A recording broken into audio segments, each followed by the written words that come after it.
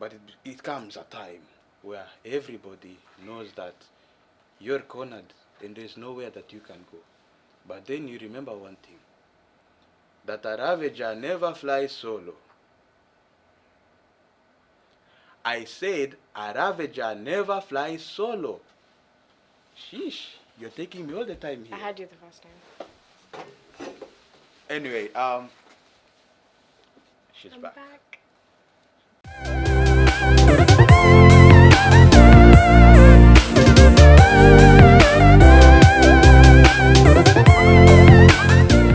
Welcome to 1320, the coolest and how do they say? The coolest hangout. And undefeated, might I add, hangout for youth and teens. Today we are talking about Soaring episode 5. What if Samuel was never born? So we aren't talking We're about traveling like to the land of the Jews, Israel, circa thousands upon thousands BC. like you're seeing a desert with camels. You exactly see the desert with camels. Anyway, Penina and Hannah. Barbera. Not Barbera. Anyway, so in this household, like I said, there's 2 wives. Penina has multiple children. You know, she's busy. She's all about her business. She's cooking, cleaning, washing, all that jazz. On the other hand, you have Hannah. No children. On the red corner, we have Hannah. No title, no children, no nothing. Just a wife. Oh my god, that was so mean. No, but the yeah. title I meant like heavyweight or something. Yeah. I meant that type So of title. that's Hannah. She doesn't have any Kids. The only thing that's going on in her life is her husband, who arguably loves her more than he loves his second wife. Because she doesn't sit all day. Though she has kids, she doesn't have kids. She doesn't sit all day watching TV. Yeah. Okay. It's very nice. Anyway, so that's what's going on. So yeah, Hannah has kind of just like held on to the fact that she wants a child. Presumably from like experience, and you know, she's in a, I guess, loving relationship with her husband, so obviously they're showing each other physically that they love each other. If you know, you know. Really, you don't have to be that specific. Would you prefer I just say the word? Exactly. Yeah, so obviously if nothing is happening, there's no stocks coming to visit her, then she's presumably barren. That was kind of just the mindset. Like, oh, nothing's happening, then you're barren. Or she's cursed. One of the two. Someone would argue that being barren is a curse. A cursed barren. So, so she becomes pretty determined, like regardless of what, and I'm pretty sure she went to see some doctors, some people, and from what we see in the story, it just looks like homegirl had given up. Like, not necessarily given up, but like people around her were just like, yeah, you're never gonna have kids, but that's okay. You're fine, you'll be fine. But she was determined. She was determined to have children. I don't know if adoption was a thing back then. I mean, Pharaoh adopted Moses. Pharaoh's daughter, right? Pharaoh's daughter adopted Moses, so like maybe. But like, I don't think they had like orphanages and stuff.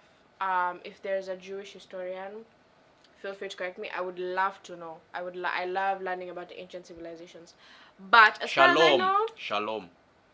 That's the only Jewish word I know. But as far as I know, there were no orphanages, so there was no that option of adoption or fostering like many nowadays many people are able to do nowadays.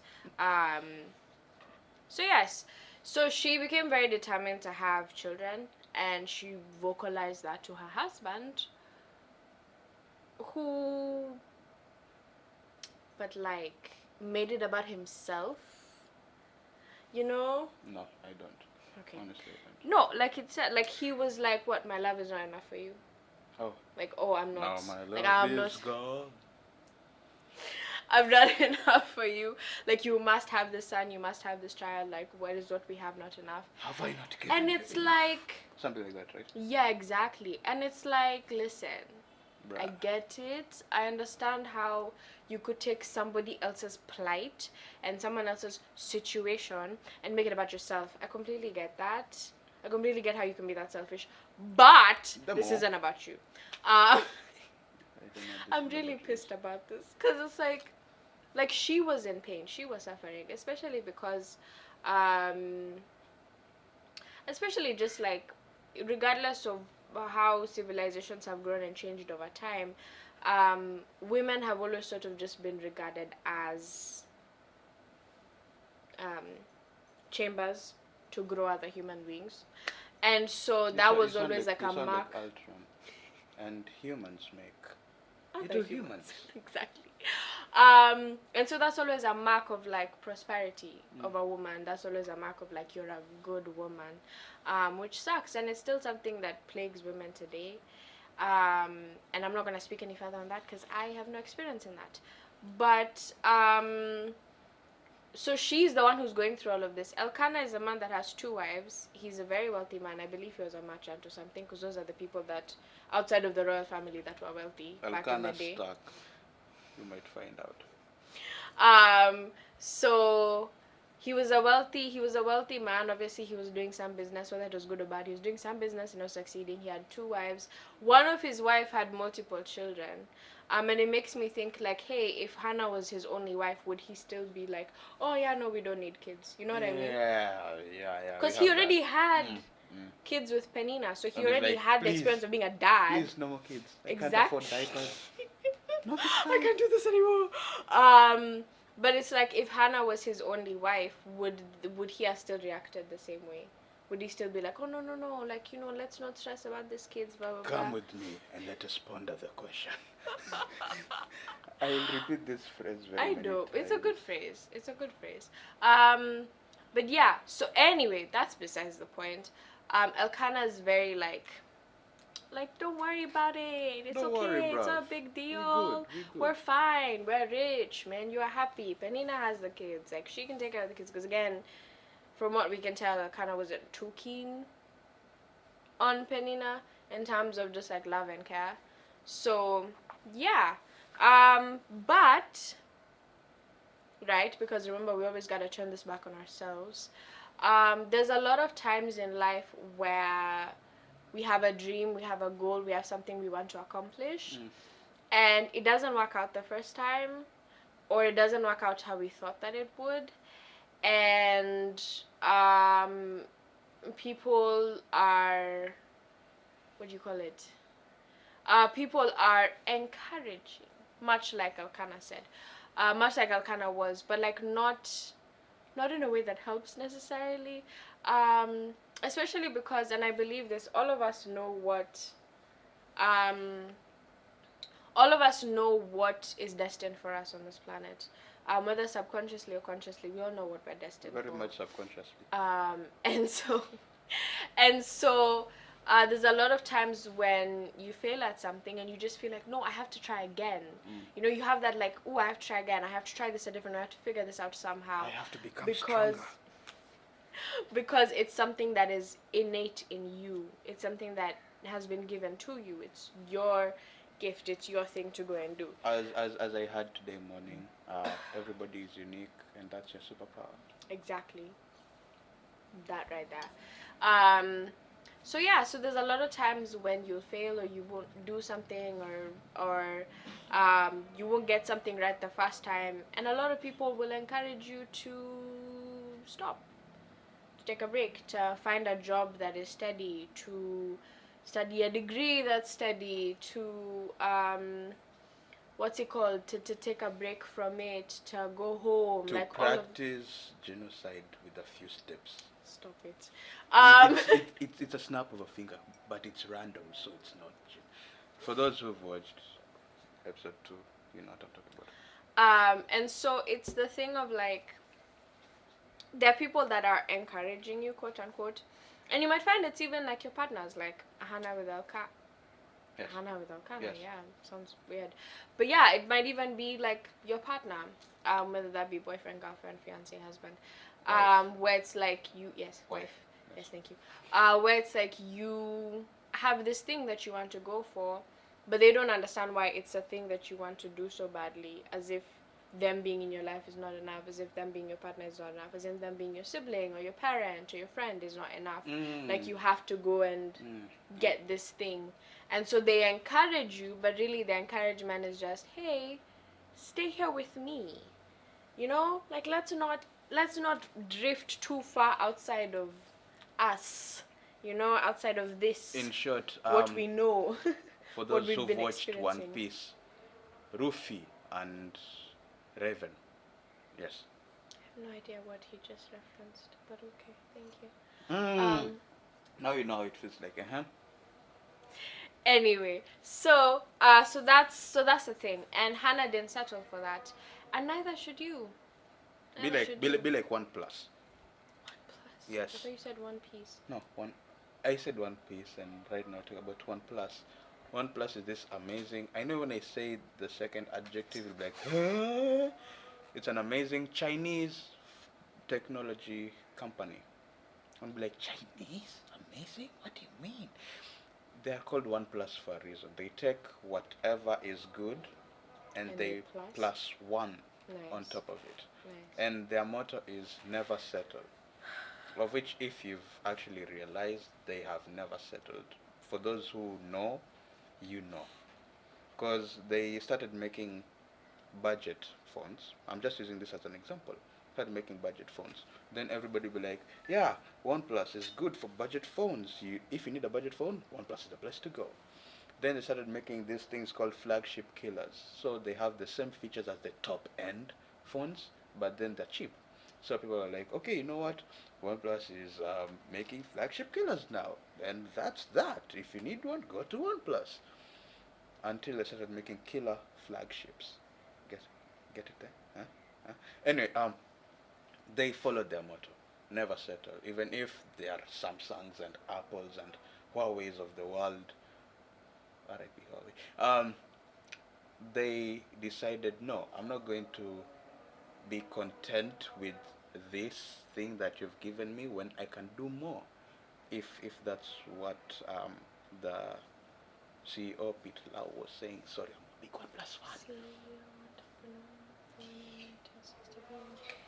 Okay. Anyway, yes. So that's just a weird analogy, but not settling for what people think you deserve, but going for what God has called you to do.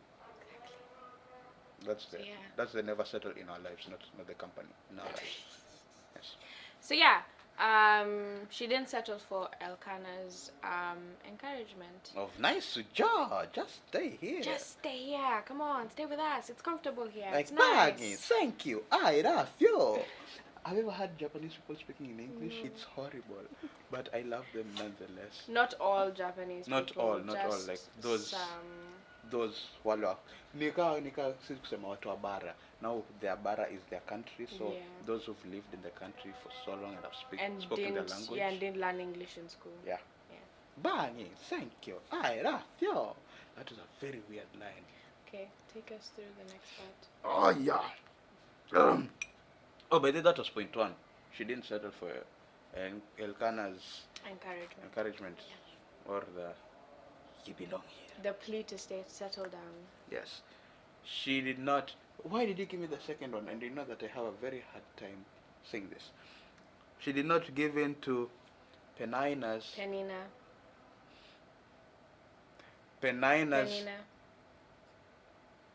provocation. You see, you said Penina. Oh, because you tricked me. I got you.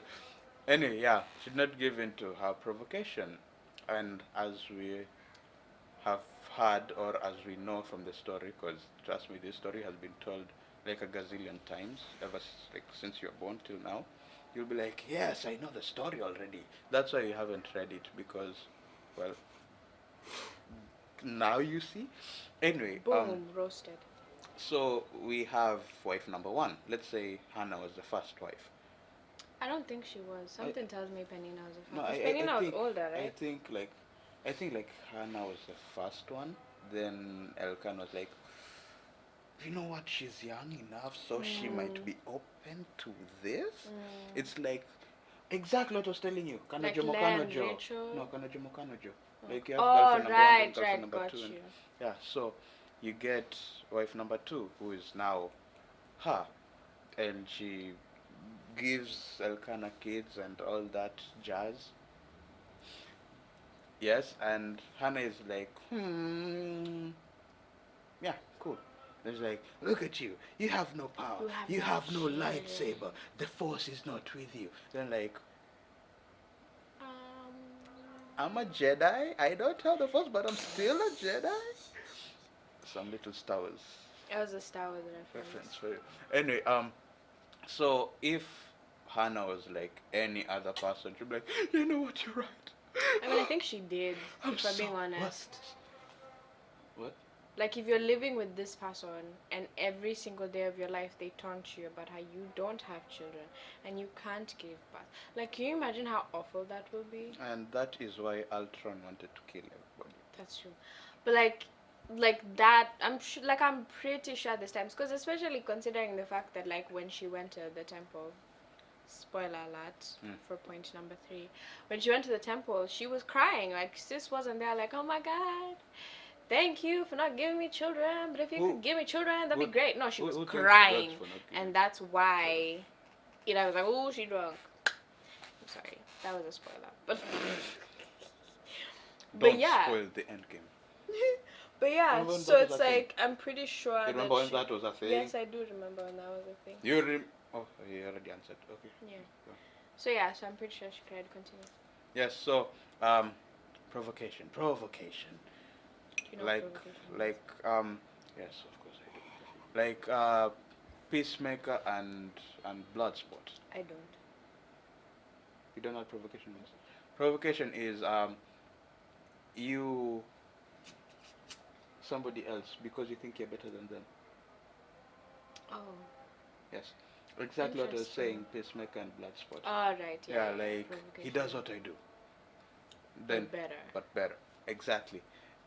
That kind of thing, it made those two haggle each other the whole movie. It's a bad thing, in short. So Hannah decided to become Rick Flag and minded her own business. Okay, she didn't die, but she minded her own business at least. She was like, okay, you know what? I'm gonna just let y'all be. You say what you're gonna say, okay? Yep. Not everybody watches CNN. Sorry, I love CNN. You guys are the best. You update me with things that I didn't even think were happening, right? Yes, Crazy. and that's point number 2. So, just like Hannah did. Just like Hannah did to Minase-san, who is I won't pronounce her name because she'll try to make me pronounce it the way she does. They don't know who you're talking about. Minase, Hannah's co-wife. Doesn't ring a bell. Nagisa-chan. They need you to say the name. Penina. Okay. So just the way as Hannah was, I can't say like ignoring, but it's more of not letting it get to her. Don't let things that are in you, around you, and probably against you get to you in a way that it will make you give up on your goal and your dream and what you're meant to be. Let me give another example before she says point number 3. Uzumaki Naruto. Everybody knows this guy. Even if you don't watch anime, you've seen Naruto somewhere. Heard about Naruto. Or heard, yes. Yeah. The reason as to why he's the reason as to why he's so popular is not because like of the whole action scenes and stuff. It's more of the reason, his drive. The guy never gives up. His story, yeah. He never gives up. He's fought powerful ninjas, very high-ranked shinobis, and it's not like he could beat them. But then he just decides, you know what, I'm going to become Hokage. Imagine somebody who has no like parents or family saying that I'm going to become the leader of this nation. Without connections, bruv. I don't need connections. I have a dream. I have a dream.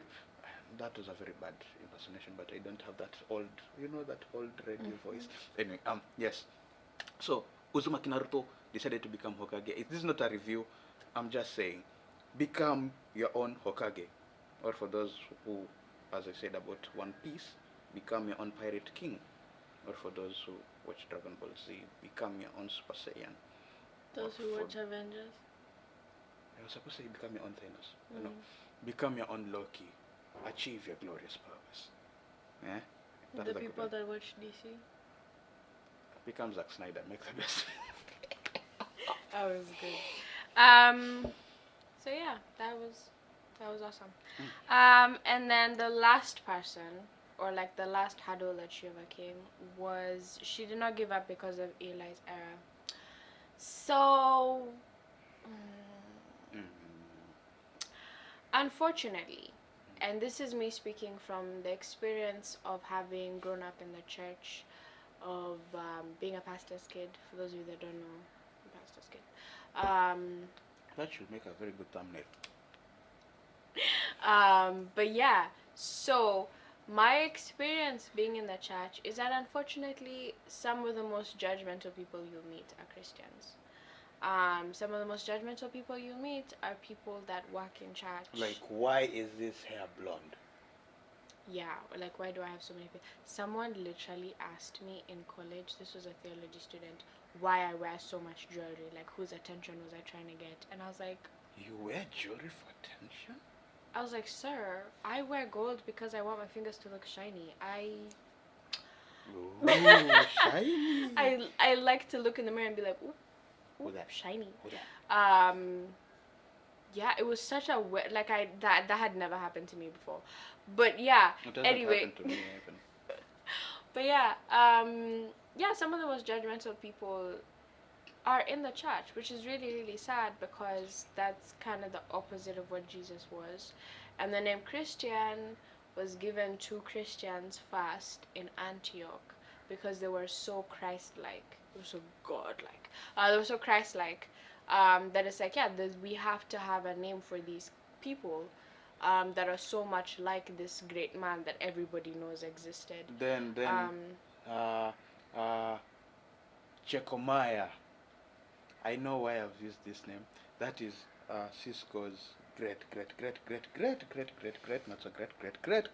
grandfather said, what about Christians? That's a very good name. And like, you know what, Checomaya? You're right. Then from that moment on, Christian. the superpower of Yep. no, I was talking about the name giving thing was passed down to Cisco. Yep. Anyway, yes, the name Christians was born. Please do not go on Google and type Checomai. You'll never find it. You won't find it. Yep.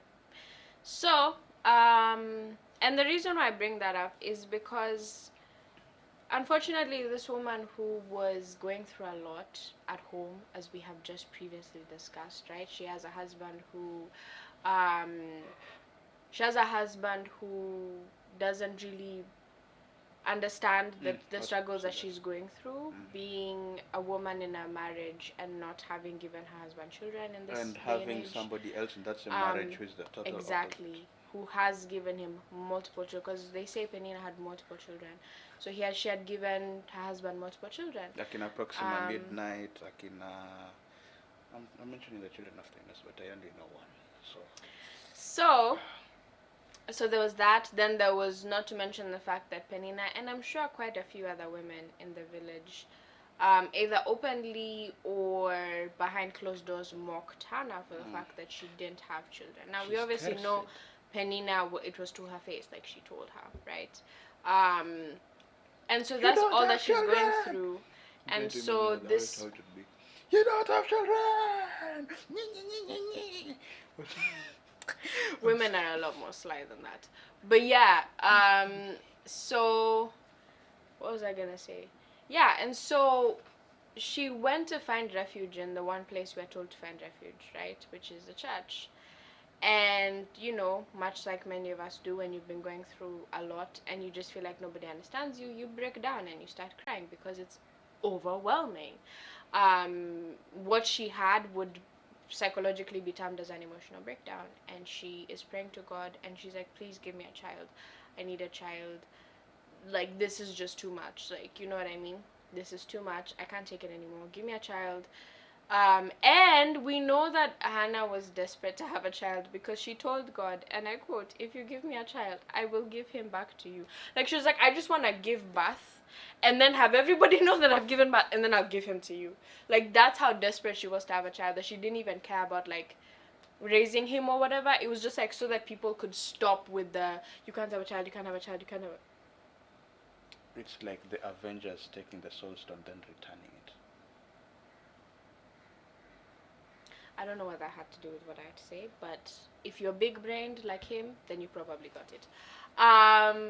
So yeah, so it's, and so like I said, she goes to church, she has an emotional breakdown, she is crying, she's asking God to just allow her to get pregnant, just allow her to have a child, allow her to give birth to a child, people can see, people stop talking, and she would give the child back to God.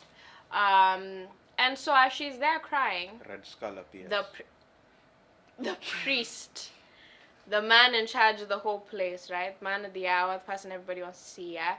He comes and finds this woman crying in front of, I would assume, like, it was I've never been to a Jewish temple, so I don't know how they're structured. They don't even show Jewish temples in movies much. Like, I've seen the inside of so many churches and mosques, kind of. Actually, no, I've never seen the inside of a mosque in a movie. Anyway, again, Jewish historians, if you could help a sister out.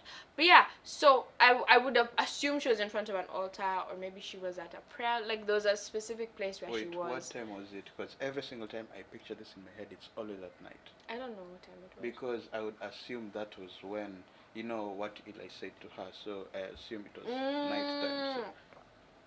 I feel like it'd be more scandalous if she was drinking during the day. Like, if she was drunk in the daytime. I've never really thought about what time of the day it is. It carried over from night to day. Yeah. Anyway. So yeah, and like I said, the priest, man of the hour, blah, blah, blah, he sees her and he immediately thinks that she's drunk. Doesn't even, like... take a test or something. Right, doesn't even, like, ask her, like, are you okay? Just, like, sees her, hears what she was saying. Again, she's having an emotional breakdown. She's not gonna make sense, right? And honestly, when you're crying in church, the only person who needs to make sense to is God. And so she's having an emotional breakdown, she's crying, and this man automatically is just like, yeah, she's drunk. She's gone. She's drunk. I don't know what she's doing in this temple. I don't know, all that jazz. And obviously he, like, pulls her aside and he's like, well, you know, why are you here? Why you... Obviously I'm paraphrasing and using modern day language in English. But he asks her, like, why are you here? Like, you're drunk. You're obviously not okay. Like, what are you doing in the temple of the Lord? And she's like, no, I'm not drunk. I'm not drunk, fam. I'm not drunk. I'm just what really sad. What if Hannah was half Jewish, half Jamaican? That would be very interesting. She was like, I'm not drunk. I'm just really sad. And some people would argue that there's no difference between the two. But she was like, I'm not drunk. I'm just really sad. And she proceeds to explain to him all that jazz and all of that. I don't know if the man apologized. I don't know if Eli apologized. Did Eli apologize? Doesn't look like Eli apologized. Doesn't look like he apologized. He just condemned her. I got you now. He just condemned her. It doesn't look like even after she explained, he apologized. Or he did that. If it was modern language, like, whoa, that's crazy. And that's it. And that's it. Yeah, that's like, they don't apologize. They're like, oh, that's why. Interesting. Yeah, and they crazy. Don't apologize. But yeah, much like much like Hannah with Eli. Again, remember, this is just us talking about coming short or not exactly reaching the goal that we have for ourselves, that we find that is innate within us, or not exactly getting the place where we want to get yet, because she did have a son. And afterwards had more kids.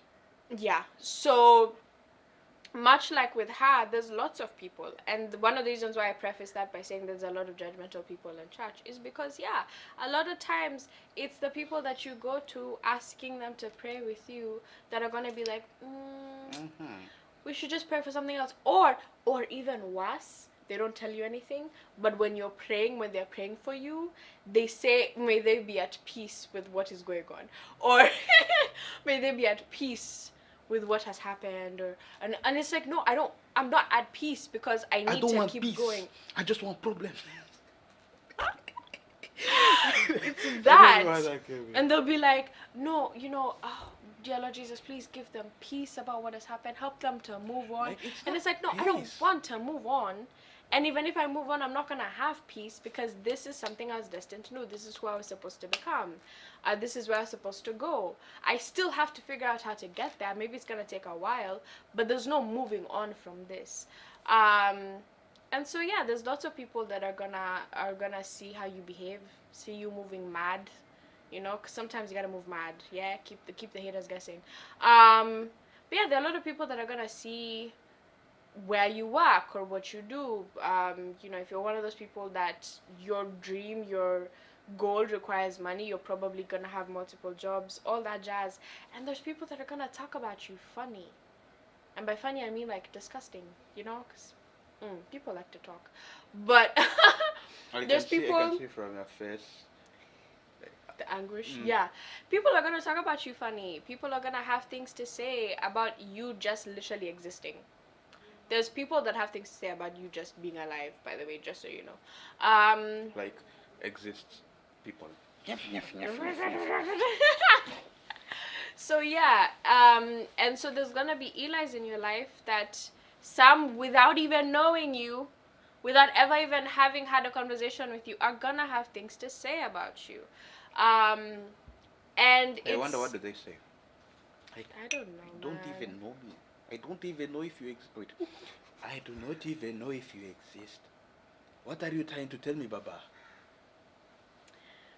You're really on that T'Challa wave. Okay. But yeah, so there's gonna be lots of people that are gonna have things to say. They're gonna talk. A lot of it is gonna be baseless, much like Eli with Hannah. It's gonna be baseless. It's gonna come from nowhere. But you gotta It's gonna come from nowhere. exactly. But you have to keep going. There's some people, especially if, like, for example, it's your boss or whatever, or it's someone that's kicking you out of an establishment, like Ila wanted to do with her. You gotta explain yourself, right? But it's not everybody you have to explain yourself to. First of all, like, you don't have to explain yourself to people, Like, especially people that don't matter. You don't have to Eli explain yourself to them. telling Hannah, ma'am, I'm sorry, but you have to leave the building. Yeah. Because your current You're not condition sober is enough. not fit for you to be in this place. Then Hannah be like, Chotomate! Then she explains. I don't know, I just had to use Chotomate. I know, but yeah. So there are times when you're gonna have to explain yourself, like with Eli. But there's lots of times when just let people talk. Just let people say whatever they want to say. And you keep doing you. Cry in church. Scream. Ask the Lord for that son. Like, do it. Like, you know what I mean? Arguably, that prayer changed Hannah's life. Arguably. And so imagine if she hadn't done it. Imagine if she hadn't had an emotional breakdown and went to cry and told God, give me a son. And after I have birthed him and nursed him, I will give him back to you. We wouldn't have Samuel. I am the watcher. We wouldn't have Samuel. And if we didn't have Samuel, we wouldn't have We would have a lot of people. we wouldn't have a lot of people. It's a whole, like, domino effect that leads all the way to Jesus. And so yeah. And to Simon Peter and to other Yeah, apostles and and to all Paul. the apostles and everything. Basically, the Bible wouldn't exist. No, but The Bible would end at 1 Samuel. exactly. And so let the Eli's talk. Again, there's obviously, especially the ones that are kicking out of an establishment, explain yourself. But yes. As I said, 1 plus is the best. But 1 plus. it is Sunday the 29th. Yeah. My brain has gone blank. That's all. Would you like to pray? I didn't have any Father, thank you for this day that you've given us. Thank you for this time that we've had to talk. I pray that you will bless us and that you'll take care of us. We thank you for the story of Hannah, and we thank you for all the lessons that we can derive from it. I pray that you will bless everybody right now who's at a place where they feel lost, they feel hurt, they feel heartbroken. They know where they're supposed to go, they know what you have told them to do, but yet it feels like nothing is working out and that you're not listening. I pray that you will comfort them and be with them. I pray that you will show yourself to them and prove yourself faithful. We know that you are God above all else and that you make all things new. So I pray that you'll be with them and bless them and comfort them today. I pray for Rafiki and I and for the team behind the scenes of 1320. I pray that you bless each and every one of us and take care of us, and give us an incredible week ahead, and that even that when we meet again to record, that you will be with us and bless us. In Jesus' name I do pray and believe. Amen. So every single time